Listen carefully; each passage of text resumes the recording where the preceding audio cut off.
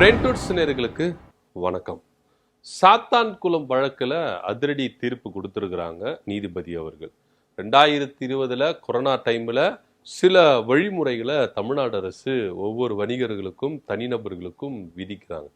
இதில் டைமை மீறி கடையை நடத்திட்டாங்க அப்படின்னு சொல்லிட்டு ஜெயராஜ் ஃபெனிக்ஸ் அவர்களை காவல்துறை என்ன பண்ணுறாங்க, அரெஸ்ட் பண்ணிட்டு ஸ்டேஷனுக்கு கூட்டிட்டு போகிறாங்க.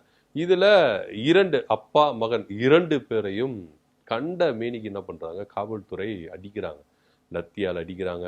பல வேதனைகள் பல கொடுமைகளை அவங்க என்ன பண்ணுறாங்க, சந்திக்கிறாங்க. ஜெயராஜும் ஃபெனிக்ஸ் அவர்களும்.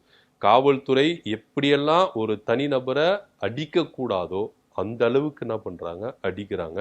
இன்னும் சொல்ல போனால் சிபிஐ விசாரணையில் என்ன பதிவுபடுதுன்னா, நம்ம அடித்து பழகிறதுக்கு ஆள் வந்துட்டாங்க, பழகிறவங்க பழகிக்கங்க அப்படின்ற ரேஞ்சுகள்லாம் சொல்லி அடிச்சிருக்கிறாங்க அப்படின்னு சொல்லிட்டு சிபிஐ விசாரணை அறிக்கையில ரொம்ப தெள்ள தெளிவா சொல்லப்படுது. நீதிபதி அவர்களும் என்ன சொல்றாங்கன்னா, காவல்துறையில இருக்கிறவங்க அதிகாரத்தை பயன்படுத்தி இந்த மாதிரி செயல்களில் ஈடுபடுறாங்க, இது மனித குலத்துக்கே எதிரானது அப்படின்னு நீதிபதி அவர்களும் கண்டனங்களை தெரிவிக்கிறாங்க. ஸோ இப்படியா ஜெயராஜ் ஃபெனிக்ஸுடைய வழக்குல திருப்பங்களும் மர்மங்களும் இங்க நிகழ்ந்ததை நம்ம இங்க பார்க்குறோம். ஸோ இப்படியா போயிட்டு இருக்கும்பொழுது இந்த வழக்கு 2020 அவங்க டெத் ஆகுறாங்க. அதாவது காவல்துறை அட்டாக் பண்ணி டெத் ஆகுற லாக்அப் டெத் அப்படின்னு சொல்லிட்டு டெத் ஆகுறாங்க. ஸோ அப்போதைக்கு எடப்பாடி பழனிசாமி தான் முதலமைச்சர். இதை அவர்கிட்ட கேட்கும் பொழுது அவங்க உடல்நல குறைவா இருந்து என்ன பண்ணாங்க, இறந்துட்டாங்க அப்படின்னு சொல்லிட்டு என்ன பண்றாரு, அது ஈஸியா கடந்து போயிடுறாரு. ஆனா காவல்துறை அடிச்சுதான் இறந்தாங்க அப்படின்றத சிபிஐ விசாரணையில ரொம்ப தெள்ள தெளிவா என்ன பண்ணுது, சொல்லுது. ஸோ இந்த வழக்கு இழுத்துட்ட போது இதற்கான இறுதி தீர்ப்பு அப்படின்றது பாத்தீங்கன்னா, கொஞ்ச நாளைக்கு முன்னாடி என்ன பண்ணாங்கன்னா, இவங்க எல்லாருமே குற்றவாளிகள் அப்படின்னு சொல்லிட்டாங்க. ஆனா தீர்ப்பு மட்டும் வழங்காம இருந்தாங்க. ஸோ இவங்களுக்கு என்ன மாதிரி தீர்ப்பு வரப்போகுது, என்ன மாதிரி தண்டனைகள் வரப்போகுது அப்படின்றத ஸ்டாப் பண்ணி வச்சு கடந்த சில தினங்களுக்கு முன்பாக இந்த தீர்ப்பு வெளியானது. வெளியான உடனேயே எல்லாருக்குமே கிட்டத்தட்ட 9 பேர், இன்ஸ்பெக்டர், எஸ்ஐ, அப்புறம் ஹெட் கான்ஸ்டபிள், அப்புறம் போலீஸ் எல்லாருமே சேர்த்து என்ன பண்ணிட்டாங்க, 9 பேருக்கு மரண தண்டனை, தூக்கு தண்டனை அப்படின்றது, அது இரட்டை தூக்கு தண்டனை அப்படின்றத ஒரு விஷயம் வந்தது.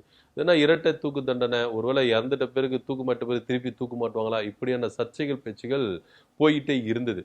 ஸோ ரொம்பவே இந்த கேஸ் பார்த்தீங்கன்னா திரும்பி பார்க்க வச்சுது. அந்த அளவுக்கு ஒரு அநீதி இருந்தது அப்படின்றதுல எந்தவித மாற்று கருத்து இல்லை.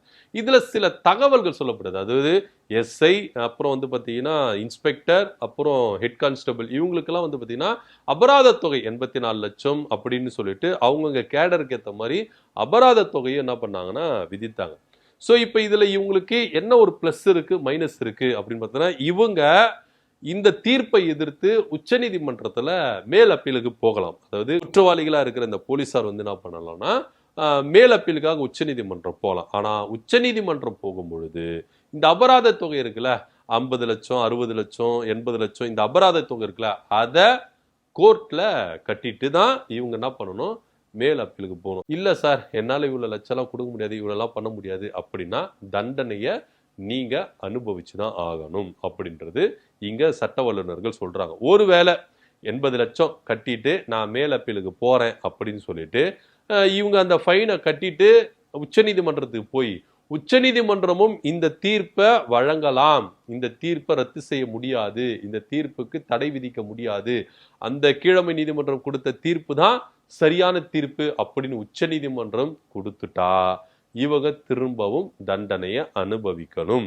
அந்த அபராதமா கொடுத்தாங்கள தொகை அது ரிட்டர்ன் வராது. ஒருவேளை அந்த தொகை யாருக்கு போகும் அப்படின்னா, அந்த ஃபெனிக்ஸ் ஜெயராஜ் குடும்பத்துக்கு போறதுக்கான வாய்ப்புகள் இருக்கு அப்படின்னு சொன்னாங்க. இது கவர்மெண்ட் டிசைட் பண்றது. கோர்ட்ல பணம் கொடுத்துருவாங்க, அந்த பணம் கவர்மெண்ட்டுக்கு போயிடும். கவர்மெண்ட் இந்த பணத்தை அவங்களுக்கு கொடுக்கலாம், கொடுக்காமையும் போகலாம் அப்படின்னு சொல்லப்படுது. ஸோ எப்படியா இருந்தாலும் இவங்களுக்கு இந்த 9 பேருக்கும் ஒரு பெரிய அடி. ஒரு குற்றத்தை செஞ்ச, அது காவல்துறையா இருந்தாலும் அதிகாரத்துல எவ்வளவு உச்சபட்சத்துல இருந்தாலும் குற்றம் நடந்தா குற்றம் தான். சட்டத்துக்கு முன்னாடி எல்லாரும் சமங்க, இங்க ஏற்றத்தாழ்வே கிடையாது அப்படின்றத இந்த காலத்துல நிகழ்காலத்துல நிரூபிச்சிருக்கிறாரு இந்த நீதிபதி ஐயா அப்படின்றதுல எந்தவித மாற்று கருத்தும் இல்லை. இதுக்கப்புறம் காவல்துறையில சில மாற்றங்கள் நடக்க போறதா உயர் அதிகாரிகள் தரப்புல இருந்து தகவல் வந்திருக்கு. உத்தரவும் பிறப்பிச்சிருக்கிறாங்க அப்படின்னு சொல்லப்படுது. என்ன அப்படின்னு பாத்தீங்கன்னா, இதுக்கப்புறம் எந்த ஒரு அனுமதியும் இல்லாம யாரும் லத்திய கையில எடுக்கக்கூடாது. ஒரு கைதியை விசாரணை பண்றீங்கன்னா, ஒரு நபரை கூட்டு வந்து சந்தேகத்தின் பேர்ல விசாரணை பண்றீங்கன்னா, லத்தி இல்லாம நீங்க என்ன பண்ணணும், விசாரணையை தொடங்கணும். குறிப்பா இன்ஸ்பெக்டருடைய நாலேஜ் இருக்கணும். இன்ஸ்பெக்டர் நாலேஜ் இல்லாம யாரும் லத்திய கையில எடுக்கக்கூடாது, அடிக்கக்கூடாது, அட்டாக் பண்ணக்கூடாது அப்படின்னு சொல்லப்படுது. இன்ஸ்பெக்டருடைய நாலேஜ் இருக்கணும், டிஎஸ்பியோட நாலேஜ் இருக்கணும். எப்பேற்பட்ட குற்றவாளியா இருந்தாலும் இவங்க 2 பேருடைய அனுமதி இல்லாம எந்த ஒரு விசாரணையும் நடத்தக்கூடாது. இவங்களோட அனுமதி பெற்றுதான் இருக்கணும். இப்போ வந்து பாத்தீங்கன்னா எவ்வளவு சயின்டிபிக்கா மாறிடுச்சுங்க வேர்ல்டு. ஒரு விசாரணை இருக்கட்டும், எதுவா இருந்தாலும் சயின்டிபிக்கா எவ்வளவு அப்டேட் ஆயிட்டோம். ஆனா இன்னமும் இந்த குற்றவாளிய தடியால் அடிச்சாதான் இவன் உண்மையை கக்குவான் அப்படின்னு சொல்லிட்டு பழைய முறையே இவங்க என்ன பண்றாங்க, கையாண்டு இருக்காங்க. இதனால பல உயிரிழப்புகள் ஏற்பட்டது. இப்ப உதாரணத்துக்கு அஜித்குமார் எல்லாம் நம்ம பார்த்தோம். ஒரு பொய்யான வழக்கு, அது வந்து பாத்தீங்கன்னா ஒரு பொய்யான வழக்கு, நகையை திருட்டான் அப்படின்னு சொல்லிட்டு அந்த அம்மா வந்து அவர் மேல வந்து வீண் பழிய சுமத்தி பொய்யான ஒரு வழக்கு சுத்தி அதனால ஒரு உயிரே போச்சு. அந்த குடும்பத்துக்கு எவ்வளவு பெரிய பாதிப்பு. சோ இந்த மாதிரி ஒரு நிகழ்வுகள் நடக்குதுல்ல, இந்த மாதிரி நிகழ்வுகள் நடக்க கூடாதுன்னா இதுக்கப்புறம் எந்த ஒரு காவல்துறையும் போலீசாரும் தடியை யூஸ் பண்ண கூடாது அப்படின்னு ரொம்ப தெளிவா சொல்லியிருக்காங்க. ஏன்னா எது வேணாலும் ஆகலாம், என்ன வேணா ஆகலாம். ஏன்னா நம்ம இந்த பையன் சின்ன பையனா இருக்கிறான், இவனை எவ்வளவு அடி வச்சாலும் தாங்குவான் அப்படின்னு சொல்லிட்டு நம்ம அடிக்கிறோம். இவன் உண்மையை சொல்லுவான். ஒரே ஒரு விஷயம் சார், அடிச்சா உண்மையை சொல்லுவான் அப்படின்னு யாரு சொல்லுவா? எந்த இதுல இருக்கு? அரசியலமைப்பு சட்டத்துல இருக்கா? ஒரு கைதிய அனுமதி இல்லாம அடிக்கணும், அடிச்சாதான் உண்மை வரும் அரசியலமைப்பு சட்டத்தில் இருக்கா? ஒரு மனிதன் மேல ஒரு குற்றவாளியா இருந்தாலும் நீங்க அவங்க மேல அதிகாரம் இல்லாம, அவங்க மேல எந்த ஒரு ரீசன் இல்லாம அடிக்க கூடாது அப்படின்னு சொல்லிட்டு தான் சட்டம் சொல்லுது. ஆனா இங்க காவல்துறை நாங்க இருக்கிறோம், போலீஸ் எங்க கிட்ட வந்து அதிகாரம் காக்கி சட்டை போட்டு இருக்கோம், எங்க கிட்ட ஸ்டார் இருக்கு இப்படின்னு ஒரு அதிகாரத்தை துஷ்பிரயோகம் பண்ற மாதிரி தான் ஒரு சாதாரண இப்போ அந்த ஜெயராஜ் பெனிக்ஸ் கடையை தாங்க திறந்து வச்சிருந்தாங்க, பெரிய குற்றம் செஞ்சுட்டாங்களா? இப்போ கடையை மூடுபானா முடிஞ்சிருச்சு, அவ்வளவுதான். அங்க போயிட்டு நீங்க வாக்குவாதம் பண்ணி அவரு பேசி இவரு பேசி போலீஸை எதிர்த்து கேள்வி கேட்கறியா, போலீஸை நீ எதிர்த்து பேசுவியா, இப்படின்னு சொல்லிட்டு தன்னுடைய வீரத்தை அங்க போய் காமிச்சு 2 உயிர் போயிருச்சு. இப்ப இந்த குடும்பம் அப்பா இல்லாம தம்பி இல்லாம எப்படி அல்லோல் படும்? யோசித்து பார்த்திருப்பாங்களா? யாராவது இப்படி யோசித்து பார்த்திருப்பாங்களா? யாரும் அதிகாரம் இருக்குது அப்படின்ற ஒரே காரணத்துக்காக என்ன வேணா செஞ்சிடலாமா? எப்படி வேணா? நீங்க அந்த அஜித்குமார் அவருடைய இழப்புக்கு யார் பதில் சொல்லுவாங்க? குடும்பத்துக்கு யார் பதில் சொல்லுவா? சோ அதிகாரம் இருக்குது அப்படின்ற ஒரு மமதையில காவல்துறை நடக்க கூடாது அப்படின்றதுக்காக ஒரு சரியான அடிதான் இந்த தீர்ப்பு அப்படின்றதுல எந்த மாற்று கருத்து இல்லை. நீங்க இன்ஸ்பெக்டரா இருங்க. இன்னும் சொல்ல போனா அந்த இன்ஸ்பெக்டர்களுக்கு அந்த காவல்துறைக்கு எதிராகவே ஒரு பெண் போலீசார் வந்து என்ன பண்ணியிருக்காங்க, சாட்சி சொல்லி இருக்கிறதாகவும் ஒரு தகவல் வருது. அது எந்த அளவுக்கு உண்மை அப்படின்றது தெரியல. அந்த அளவுக்கு வந்து பாத்தீங்கன்னா நிறைய பேர் அந்த குடும்பத்துக்கு ஆதரவா இருந்திருக்காங்க. ஏன்னா அந்த டைம்ல கொரோனா டைமுங்க, ஒவ்வொருத்தரும் செத்து உயிர் பிழைச்சு வந்த டைம். எத்தனை உயிர்கள் நம்ம வந்து அந்த நோயினால பலி கொடுத்தோம் அப்படின்றதெல்லாம் நமக்கு தெரியும். சோ அப்படி இருக்கும்போது மக்களை பாதுகாக்கிறதுக்கு தான் காவல்துறையை கண்டி மக்களை சாகடிக்கிறதுக்கு காவல்துறை ஒருபோதும் இருக்கக்கூடாது அப்படின்றதுல எந்தவித மாற்று கருத்தும் இல்லை. சோ இன்னைக்கு ஜெயராஜ் பினிக்ஸ் வழக்குல சரியான ஒரு தீர்ப்பு, நடுநிலைமான ஒரு தீர்ப்பு, நீதி நியாயத்துக்கான ஒரு தீர்ப்பு அப்படின்னு தான் எல்லாரும் கொண்டாடுறாங்க. சோ இதன் விளைவா பல உயர் அதிகாரிகள் ஒவ்வொரு காவல்துறை ஒவ்வொரு காவல் நிலையத்துக்கும் பல உத்தரவுகளை பிறப்பிச்சிருக்கிறாங்க. எக்காரணத்து கொண்டும் தடியை யூஸ் பண்ணக்கூடாது, லத்தியை யூஸ் பண்ணக்கூடாது.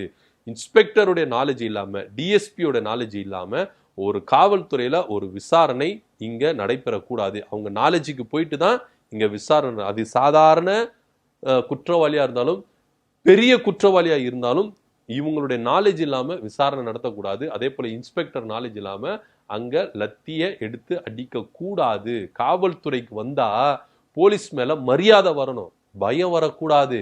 ஐயோ காவல்துறைக்கு போனா இந்த காவல்துறை அடிச்சிருவாங்களோ, நம்மள எதனா சாகடிச்சிருவாங்களோ இப்படின்ற ஒரு பயம் இருக்கக்கூடாது. காவல்துறைக்கு போனா காவல்துறை சக நண்பன் மாதிரி நம்மளை ட்ரீட்மெண்ட் பண்ணுவான், நம்மளுக்கான நியாயத்தை தேடி தருவாங்க, இப்படியான ஒரு மரியாதை வரணும். ஒவ்வொரு காவல்துறை மேல பயம் வரக்கூடாது, மரியாதை வரணும். இப்படியாதான் ஒவ்வொரு காவல்துறை நடந்துக்கணும் அப்படின்னு சொல்லிட்டு காவல்துறை தரப்புல இருந்து பல சர்க்கிள்கள் வந்து என்ன பண்ணிருக்கு, ஒவ்வொரு ஸ்டேஷனுக்கு போயிருக்கு அப்படின்னு சொல்லப்படுது. இது ஒரு புறம் இருந்தாலும் போலீஸாருக்கும் இங்க அநீதி நடக்குதே, அப்ப அது யாரு கேட்பா? போலீஸாரையும் வந்து என்ன பண்றாங்க, சாகுறாங்க.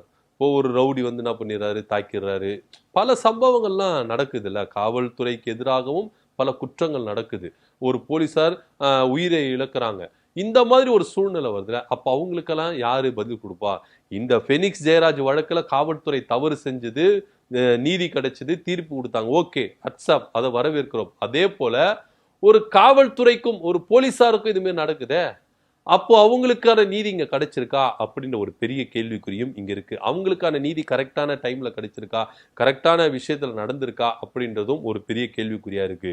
இங்க காவல்துறை தவறு செய்தால் நீங்க எந்த அளவுக்கு நீதியை நிலைநாட்டுறீங்களோ, காவல்துறைக்கும் இங்க வந்து பாத்தீங்கன்னா தவறுகள் நடக்குது, அநீதி நடக்குது. அங்கேயும் இங்க நீதியை நிலைநாட்டுட்டா பிரச்சனை கிடையாது அப்படின்னு தான் பலருடைய குரலாவும் இருக்கு. ஆக மொத்த ஜெயராஜ் பெனிக்ஸ் வழக்குல ஒரு நல்ல தீர்ப்பு கொடுத்திருக்கு அப்படின்னு பலரும் கொண்டாடுறாங்க. இதை பத்தியோட கருத்து என்ன அப்படின்னு கீழே கமெண்ட் பண்ணுங்க. நன்றி, வணக்கம்.